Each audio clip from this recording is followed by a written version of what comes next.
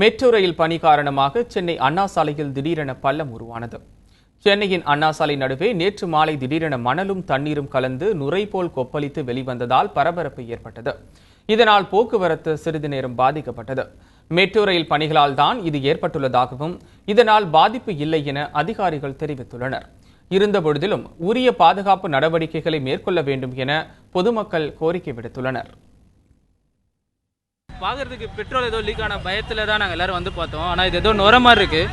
கை காலில் தான் பட்ட எதுவும் ஆகலை. ஆனால் இருந்தாலும் கொஞ்சம் பயமாக தான் இருக்குது, என்ன எதுன்னு தெரியாமல்.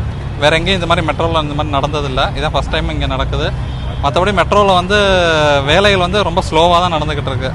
அதனால் வந்து பொதுமக்களுக்கு தான் பாதிப்பு நிறைய ஏற்படுது. இதனால் போக்குவரத்து தடைப்படுறது எல்லாமே இருக்குது. பொதுமக்கள் வண்டிகள் போகும்போது ஏதாவது ஆபத்து ஏற்படுமோங்கிற ஒரு பயமும் இருக்குது. மக்களுக்கு ரொம்ப எச்சரிக்கையாக தான், மெட்ரோ ரயில் முடிகிற வரைக்கும் எச்சரிக்கையாக தான் இருக்கணும் மக்கள். மெட்ரோ ரயில் வந்து சீக்கிரமாக முடிக்கிறது தான் இதுக்கான சொல்யூஷன்ஸ்.